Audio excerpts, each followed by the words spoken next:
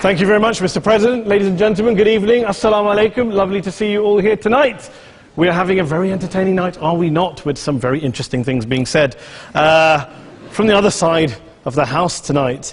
Let me begin by saying, as a Muslim, as a representative of Islam, I would consider myself an ambassador for Islam, a believer in Islam, a follower of Islam and its Prophet.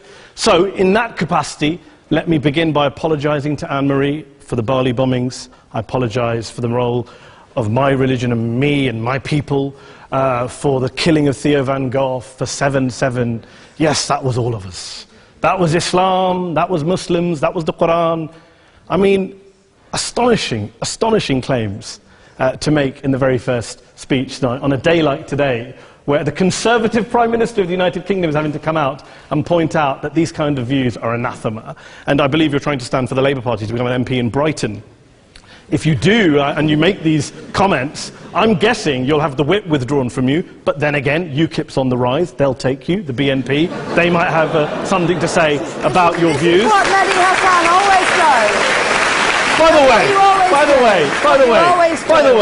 way, just on a factual point, since we heard a lot about the second speaker, about how backward we Muslims all are, on a factual point, you said that Islam was born in Saudi Arabia. Islam was born in 610 AD. Saudi Arabia was born in 1932 AD. So you were only 1,322 years off. Not bad? Not bad start there.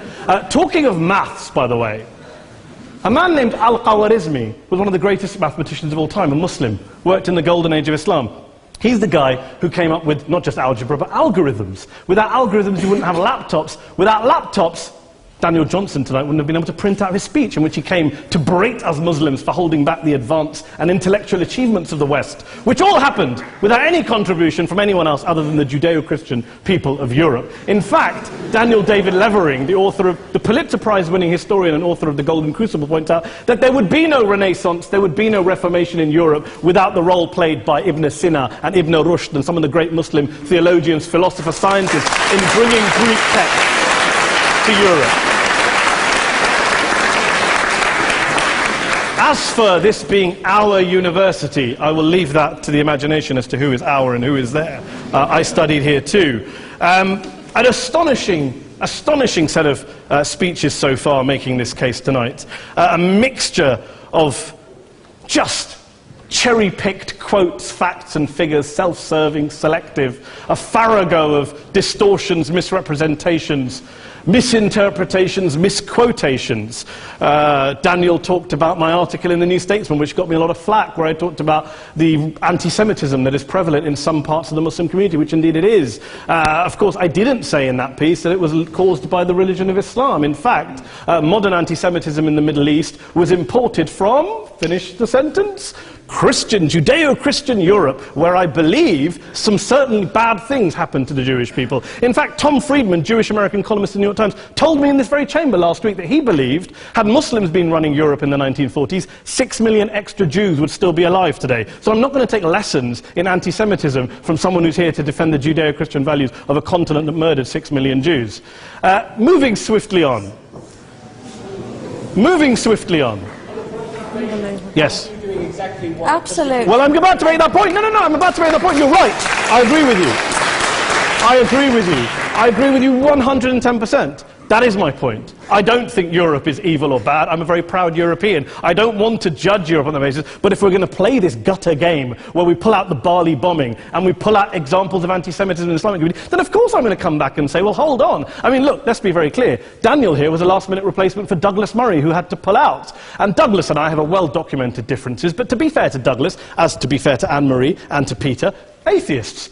Atheists see all religions as evil, violent, threatening. What the problem I have with Daniel's speech is that Daniel comes here to mount this robust defense of Christianity, forgetting that his fellow Christians, people who said they were acting in the name of Jesus, gave us the Crusades, the Spanish Inquisition, the anti-Jewish pogroms, European colonialism in Africa and Asia, the Lord's Resistance Army in Uganda, not to mention countless arson and bomb attacks on abortion clinics in the United States of America to this very day. I would like a little bit of humility from Daniel first before he begins lecturing other communities and other faiths on violence, terror and intolerance.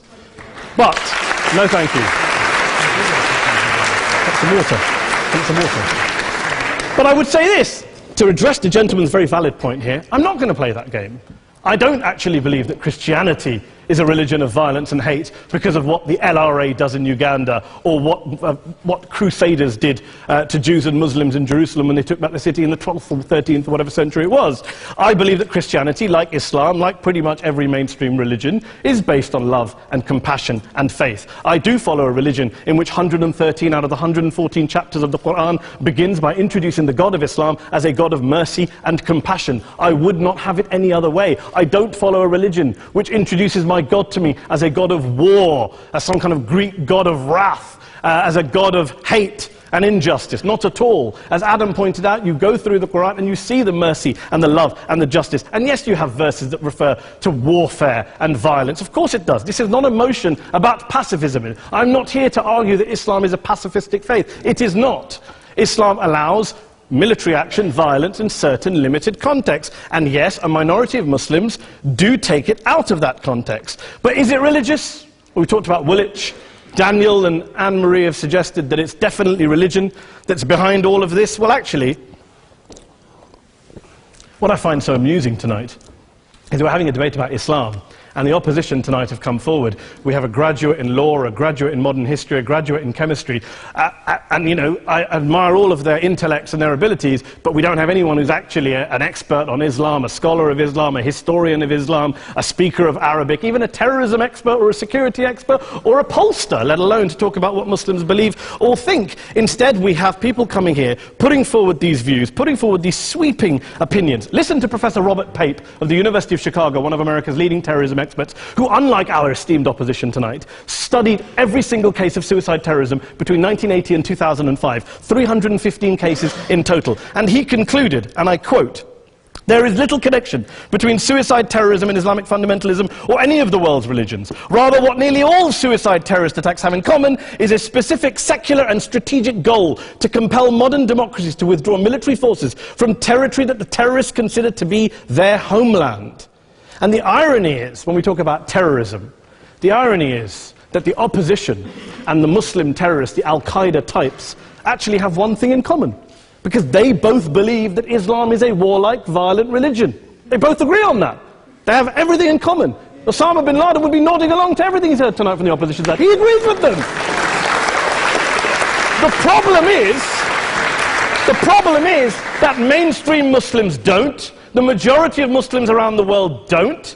In fact, a gentleman here started quoting all sorts of polls. Gallup carried out the biggest poll of Muslims around the world, of 50,000 Muslims in 35 countries. 93% of Muslims rejected 9/11 and suicide attacks, and of the 7% who didn't, they all, when polled and focus grouped, cited political reasons for their support for violence, not religious reasons. And as for Islamic scholars and what they say, well, Daniel talks about our University of Oxford. We'll go down to Oxford Centre for Islamic Studies, get hold of a man named Sheikh Afifi al-Akiti, who is a massively well-credentialed and well-respected Islamic scholar, who has studied across the world, who in the days after 7/7 published a fatwa denouncing terrorism in the name of Islam, calling for the protection of all non-combatants at all times, and describing suicide bombings as an innovation with no basis in Islamic law. Go and listen to Sheikh Tahir al-Qadri, one of Pakistan's most famous Islamic scholars, who published a 600-page fatwa condemning the killing of all innocents and all suicide bombings unconditionally without any ifs or buts. There's nothing new here. This is mainstream Islam, mainstream scholarship, which has said this for years. You don't go out and kill people willy-nilly in the high street or anywhere else, on a bus or a mall, based on verses of the Quran that you cherry-pick without any context, any understanding, any interpretation, or any commentary. Point of information. Please. Well, it doesn't happen, apparently. I didn't say it doesn't happen at all. I never said it didn't happen. I don't blame Islam. Yes, it's a very good point. And a lot of us are campaigning against that. And we're campaigning against it in the name of Islam. We're campaigning against it in the name of various interpretations of Islam. Anne-Marie comes and scares us with her talk of Sharia law. I would like to see the book of Sharia law. It doesn't exist. People argue over what Sharia law is. And you empower the extremists by saying there is only one version. You empower them all. I don't believe you took any interruptions, Anne-Marie, so I think you should stay there for a moment. Several countries. Here's what we're dealing with. Here's what we're dealing with. We are dealing, I took your point. Here we are dealing with a 1400-year-old global religion, followed by 1.6 billion people in every corner of the world, a quarter of humanity, of all backgrounds, cultures, ethnicities. And yet the opposition tonight wants to generalize, stereotype, smear, in order to desperately win this debate. And here's my question, if we're going to generalize and smear. If, okay, people say yesterday's bombers, and we've got to be careful, there's a trial going on, were yesterday's attackers, motivated by Islam? Big debate. I don't believe they were. Let's say they were. Let's say Faisal Shahzad, the Times Square bomber, was motivated by Islam. Let's assume, for sake of argument, that Richard Reeves, the shoe bomber, was motivated by Islam. If Islam is responsible for these killings, if Islam is what is motivating these people, and Islam is therefore not a religion of peace, a religion of war, then ask yourself this question: why aren't the rest of us doing it? Why is it such a tiny minority of Muslims are interpreting their religion in the way that the opposition claim they are? Let's assume there are 16,000 suicide bombers in the world. There aren't. Let's assume there are for the sake of argument. That's 0.001% of the Muslim population globally. What about the other 99.99% of Muslims who the opposition tonight either ignore or smear? The reality is that the rest of us aren't blowing ourselves up tonight. The reality is that the opposition came here tonight not worried about the fact that me and Adam might pull open our jackets and blow ourselves up tonight because we're followers of a warlike warrior religion which wants to take over Europe and Daniel's university. The issue is this. The issue is this.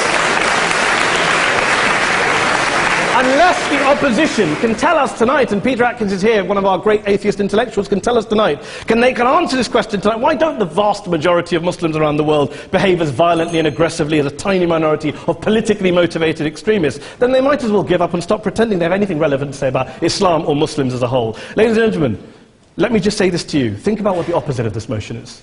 If you vote no tonight, think about what you're saying the opposite of this motion is. That Islam isn't a religion of peace, it's a religion of war, of violence, of terror, of aggression. That the people who follow Islam, me, my wife, my retired parents, my 6-year-old child, that 1.8 million of your fellow British residents and citizens, that 1.6 billion people across the world, your fellow human beings, are all followers, promoters, believers in a religion of violence. Do you really think that? Do you really believe that to be the case? They say that in the Oxford Union, the most famous debate was in 1933, when Adolf Hitler looked out for the result of the King and Country motion, where they voted against fighting for king and country, and Hitler was listening out for the result. Well, tonight, 80 years on, there are two groups of people around the world who I would argue are waiting for the result of tonight's vote. There are the millions of peaceful, non-violent, law-abiding Muslims both in the UK, Europe, Asia, Africa and beyond, who see Islam as the source of their identity, as a source of spiritual fulfillment, of hope, of solace. And there are the phobes, the haters, the bigots out there who want to push the clash of civilizations, who want to divide all of us into them and us and ours and their. Ladies and gentlemen, I urge you all not to fuel the arguments of the phobes and bigots. Don't legitimize their divisions. Don't legitimize their hate. Trust those Muslims who you know, who you've met, who you hear, who don't believe in violence, who do want you to hear the peaceful message of the Quran as they believe it to be taught to the majority of Muslims, the Islam of peace and compassion and mercy, the Islam of the Quran, not of Al-Qaeda. Ladies and gentlemen, I beg to propose this motion to the House. I urge you to vote yes tonight. Thank you very much for your time.